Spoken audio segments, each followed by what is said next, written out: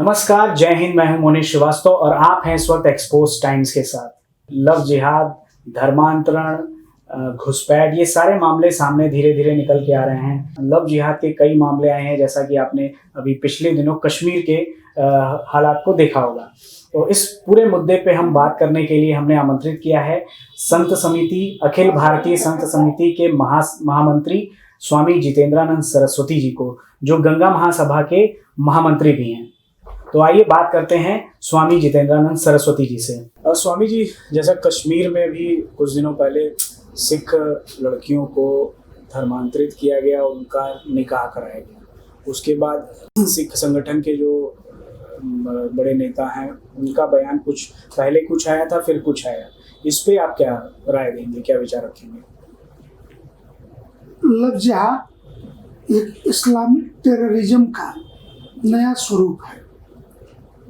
और जहाँ तक सिख बंधुओं की बात है, मैं उनके पूर्व के बयान, पश्चात के बयानों पे नहीं जाऊंगा। मैं इतना ही कहूँगा, सिख गुरु हमारे गुरुओं की तरह ही हैं, वो अलग से नहीं है। और सिख पंथ है, नानक देव के समय में प्रारंभ हुआ और हमारे 13 अखाड़ों में, अखाड़ा परिषद के अंदर 3 अखाड़े सिखों के हैं, 2 उदासीन और एक निर्मल पंचायती, जिसे गुरु गोविंद सिंह जी ने स्थापित किया। इस दृष्टि से देखें तो किसी भी सिख परिवार की बहन बेटी हमारी अपनी बहन बेटी है। अब घर के कुछ बिगड़े लौंडों के, कुछ नशेड़ियों के चलते हम परिवार तो तोड़ नहीं देंगे। किसी विदेश के इशारे पे, कुछ नशे की लत के चलते बिगड़े हुए युवकों के आधार पे हम अपने सिख भाइयों को तो अपने से अलग कह नहीं देंगे। वो हमारे थे, हमारे हैं, हमारे रहेंगे। मुझे प्रसन्नता है कि सिरसा साहब को इस बात का एहसास हुआ कि यह लव जिहाद है। और लव जिहाद शब्द तो चर्च मिशनरियों की तरफ से केरल हाई कोर्ट की एफिडेविट में आया था। ये कोई हिंदुओं के धर्माचार्यों ने या हिंदू संगठनों ने नहीं गढ़े थे कि ये लव को जिहाद में बदला है। ये संवैधानिक वैधानिक शब्द केरल हाई कोर्ट के द्वारा प्रयुक्त शब्द है। इसलिए मैं सिरसा साहब से इतना ही कहूँगा कि हम आपके थे, हैं और रहेंगे। हम कुछ बच्चों की गलतियों के कारण अपने सिख गुरुओं का अपमान नहीं कर सकते और उनके गुरुद्वारे हमारे लिए उतने ही पवित्र हैं जितना भगवान राम, कृष्ण और शिव की भूमि, 12 ज्योतिर्लिंग, 52 शक्तिपीठ, 9 दुर्गा, 10 महाविद्या जितने हमारे लिए, उतना ही स्वर्ण मंदिर भी हमारा ही है, हमसे अलग नहीं है। इस नाते आपके मन में ये ना आए, पूरा हिंदू समाज, पूरा संत समाज आपके पीछे खड़ा है कि हम किसी भी अपनी माँ बहन की बेकदरी, अपमान और लव जिहाद में घसीटने वालों को, उनको नेस्तनाबूद कर देंगे और अपनी बहन बेटियों के सम्मान की रक्षा करेंगे। स्वामी जी, जैसे लव जिहाद की जब बात होती है और धर्मांतरण की बात होती है तो सीधा इशारा मुस्लिम समुदाय के ऊपर जाता है।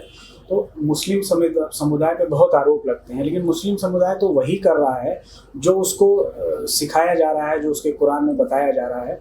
तो फिर इसमें इतना ज़्यादा विरोधाभास क्यों है कि वो अगर धर्मांतरण करवा रहा है तो वो गलत कर रहा है? मैं एक बात पूछूं, यह देश बाबा साहब भीमराव अंबेडकर की संविधान से चलेगा या कुरान से चलेगा या पुराण से चलेगा? वो समुदाय तो चाहता है कि वो शरिया ही लागू कर दे। तो शरिया के लिए उनको एक अलग देश दे दिया है, पाकिस्तान।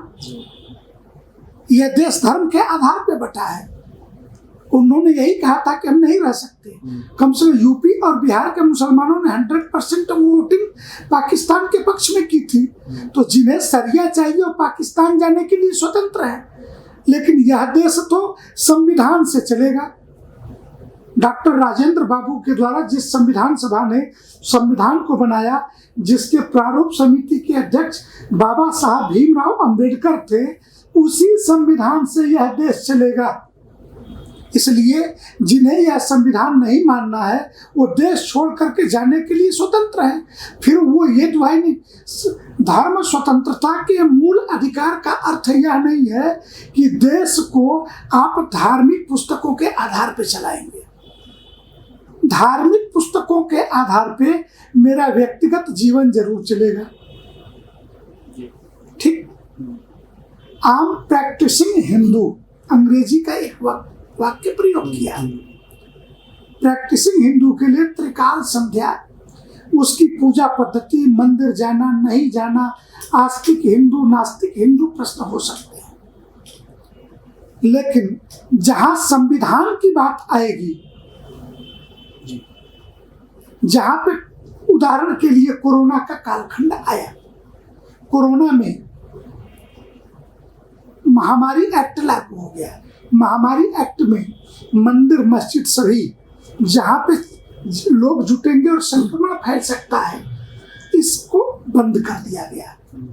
तो संक्रमण चर्च बंद है, वेटिकन सिटी में हजारों पादरी मर गए, मंदिर बंद है। तो इसलिए कि हमारा धर्म कहता है 5 वक्त का नमाज करें, इसलिए मस्जिद में जबरदस्ती जाएंगे। तो धर्म तो हमारा भी कहता है कि हम 3 वक्त का पूजा करें, मंदिर जाए। तो ये धार्मिकता नहीं है, ये धर्म की आड़ में, एक धर्म ग्रंथ की आड़ में गुंडागर्दी है। मैं कहूं असभ्य बर्बर तरीका है। तो असभ्य बर्बर लोग धर्म की आड़ लेने की कोशिश करेंगे। फ्रांस ने बैन किया कि नहीं किया इनको? दुनिया के कई देशों ने बैन कर रखा है, रसिया ने किया, फ्रांस ने किया। तो आपको ये एक बात समझनी होगी कि मोमिन को उनका धर्म ग्रंथ क्या इजाजत देता है, ये एक बात है।